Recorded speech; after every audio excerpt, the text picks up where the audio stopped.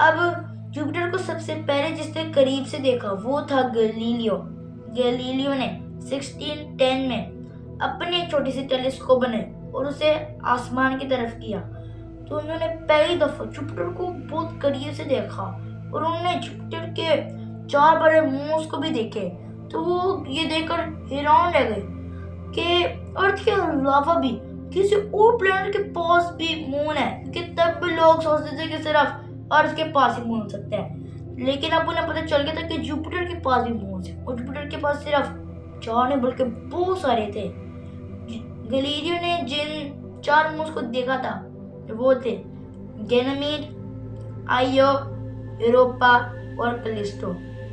ये जो 4 मून्स हैं वो जुपिटर के सबसे बड़े मून्स हैं।